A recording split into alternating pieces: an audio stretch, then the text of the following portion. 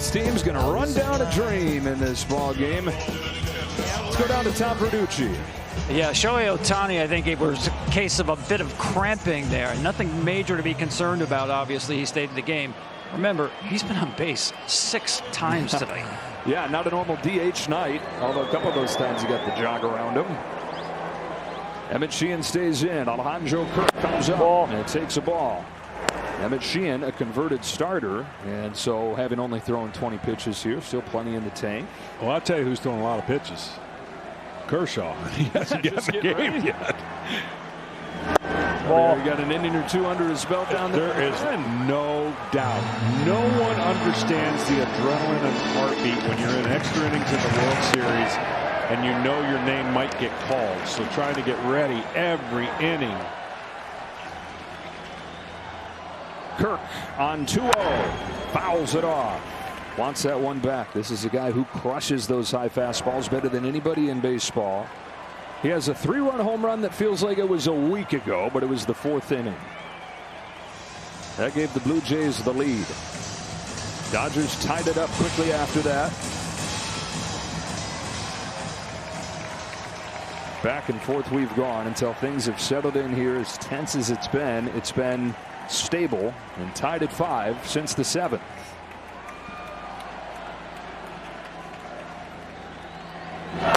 Ball 3. Straw and Clement to follow. Hey, that guy, he started yesterday. Yeah. Both the starters are out of the game in the 5th inning. Glass now for the Dodgers. Scherzer for the Blue Jays. It was already going to be a long night for the bullpens. Kirk is on with a walk to begin this 12th. It's been 3 hours and 9 minutes since his go-ahead home run back in the 4th inning. Now he walks to open up the 12th. The toughest of decisions is being made right now. Pinch running for Kirk. Wow. And mainly because he's the last player and mainly because there's no guarantee he's going to be in a position to score, but you almost feel like your best chance to score with only getting 1 hit if you move the runner over or get him in the scoring position is going to be via the pinch run. Tyler Heineman, the last guy on the roster, position player standpoint, is over there at first base as the go-ahead run. The local guy from the Palisades. Because you got to believe Straw is probably going to be bunting here. Ernie Clement's on deck. 7-hitter Straw, who is one of their best bunters. Squares. Takes strike 1. I know each guy does it different, but if you square around too late, you miss the opportunity to see the pitch for what it's for. And I know when you square around too early, obviously the infielders can crash, but if you make a good bunt, there's nothing they can do about it.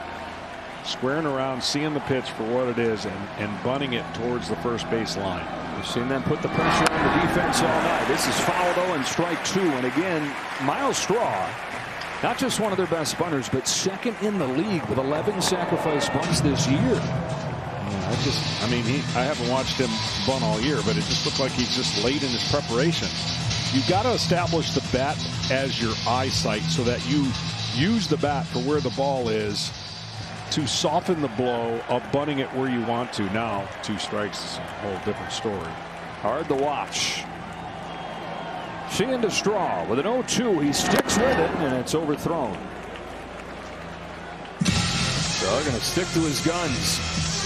2-strike bunt attempt coming from Straw. Again, that was late. It's late getting into place. I mean, you're talking about 97 miles an hour if it's a fastball, and breaking ball.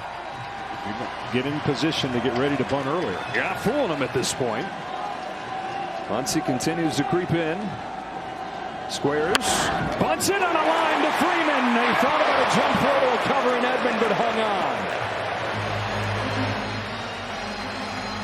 1 away.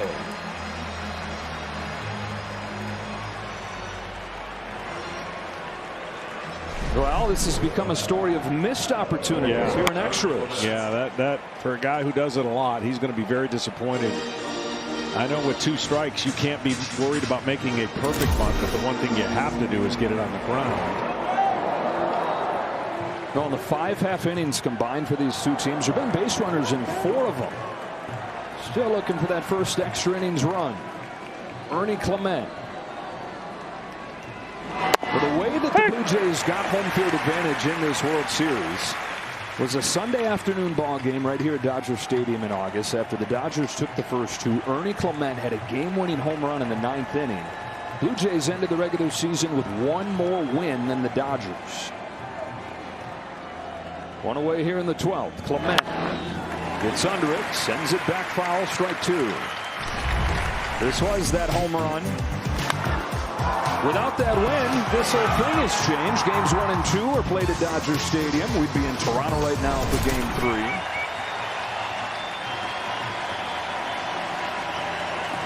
Now, surprisingly, the Blue Jays tonight are really struggling on 4-seam fastballs. Ground ball towards the middle. Edman with a backhand. Over to first in time. Just barely to get Clement. Real hockey player skating down there, making a close play. But the throw beats him. Into scoring position goes Heineman. 2 out. Yeah, no man's land, so you can't really toss. Shortstop, Andres Jimenez. Man, that was close.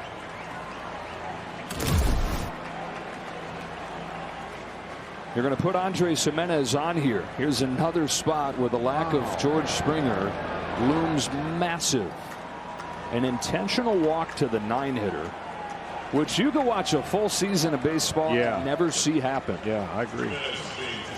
And now this is going to be the first at-bat for Davis Schneider, who replaced Ty France. I think another good meeting right here, and they're going to the mound to let him know first pitch fastball hitter, and he wants to get after it. When you see George Springer, he takes an innocent swing, and then it's not so innocent. And that when you grab the back of your side as a hitter, it's the worst feeling in the world, and usually doesn't just last for that moment. And so it's Davis Schneider with his shot. Because it was Ty France that came in there during that at-bat in the 8th inning. France singled in the 10th. Schneider pinch ran for him and was cut down at home trying to score on an ensuing double from Nathan Lucas. Schneider was a 28th round draft pick. 7 seasons in the minors. He was almost released like 3 times. And he said it still doesn't feel real that he's in the big leagues. How does this feel? He's not just in the big leagues. He's at the plate with a winning run at second in a World Series game. First pitch, really important. You got to execute. They talked about what they want to throw first pitch. Do not leave it middle in. He will be aggressive. You know the tendencies of every hitter. You know the data. Is it data or data? Either whatever one you want to pick. Potato, potato. Okay. Although I think it's just potato. I don't know where that one came from. 2 on, 2 out in a tie game in the 12th. Sheehan to Schneider. Lays off.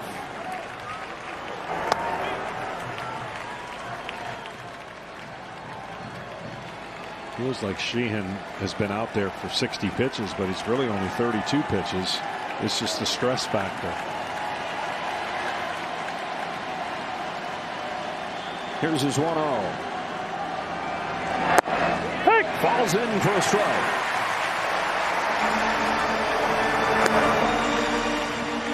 Emmett Sheehan, a year and a half removed from Tommy John, came back and was way better than anybody envisioned he would be. This is his 2nd major league season.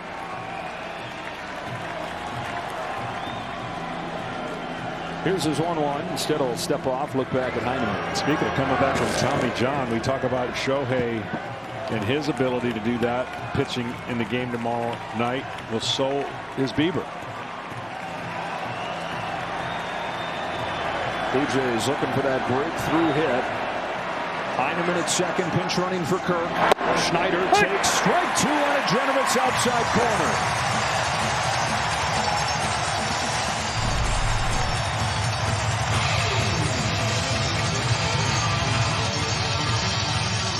Smith, Muncy, Teoscar Hernandez due up in the bottom of the 12th.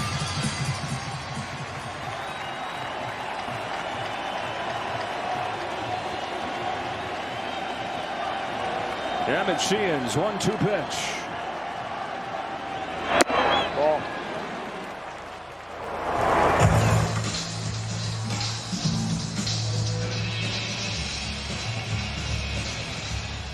Well, you want this to be the pitch. I know you have a luxury of going to 3-2, but you don't want to go to 3-2 and get the runners a head start with 2 outs. In the dirt, backhand Smith, who's made several important stops in extra innings. Well, now you get that running start, and a single more than likely for sure scores the runner at second.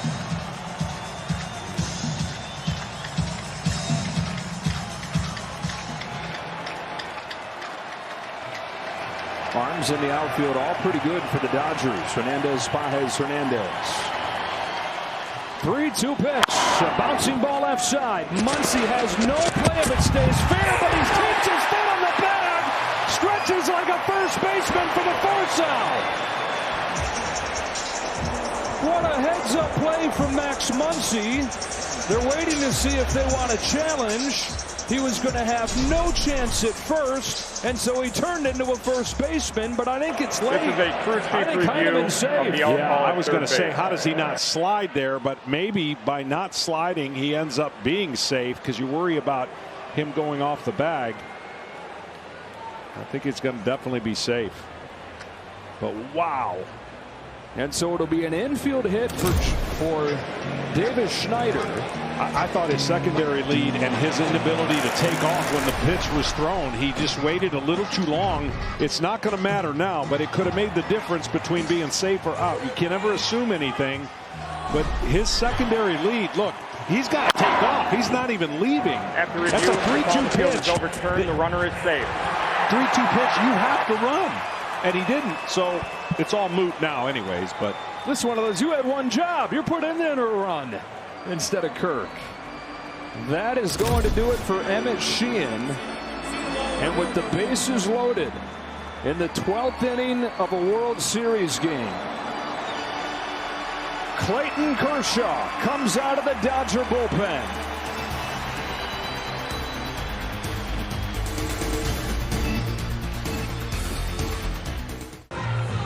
5-5 game, top of the 12th, bases loaded with 2 outs.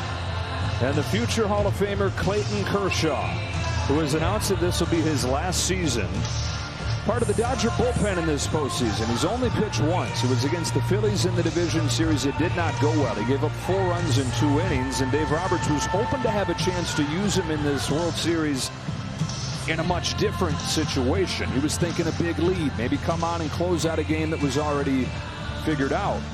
This is the opposite of that. And this, the 496th game of Clayton Kershaw's Hall of Fame career, the first one where he'll pitch in extra innings.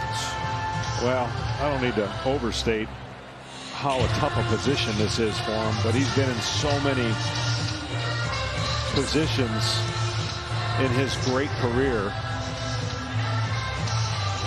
You know what he wants to do. We're at Nathan Lucas coming up. And in this amazing ball game, this epic setting, Clayton Kershaw ensures that, like Sandy Koufax, he will finish his career in the World Series.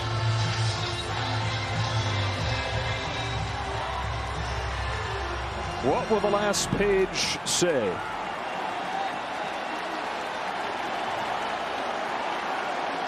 No wiggle room. Lucas takes low.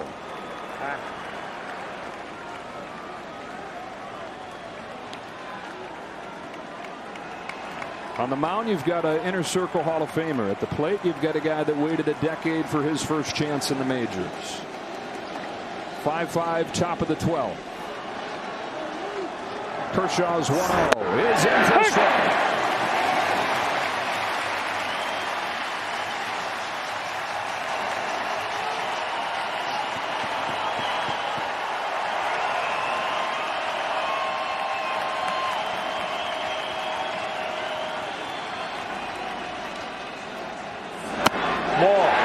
Just misses. And 2-1 instead of 1-2. Massive call from the home plate umpire Mark Wagner. Well, the slider didn't break. If it had broke at all, he would have caught that corner on the inside part of the plate. And so Kershaw battling from behind, home with a 2-1. Lucas takes strike 2. 50-some thousand and a million goosebumps.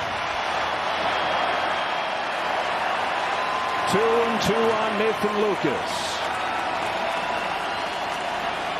Clayton Kershaw delivers, and the count goes full. Why wouldn't it? This is absolutely every scenario wrapped in one game. 3-2, bases loaded. Wow.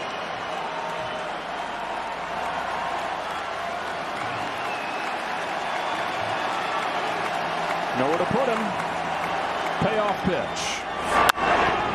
Fly down the left field line, fading towards the seats and out of play. Why don't we do the 3-2 again?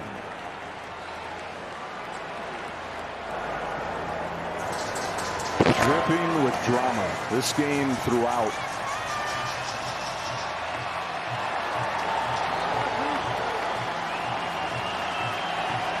Jays have the bases loaded. Dodgers have Clayton Kershaw. 3-2 on Nathan Lucas. Fouled again.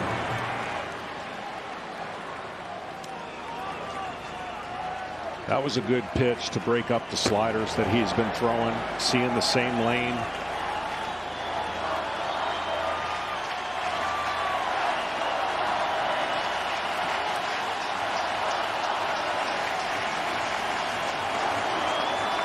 Kershaw tries one more time. Bouncing ball to second. Edman hurries. Over to first in time. Tommy Edman. Another play on defense. And Clayton Kershaw like he's never done before.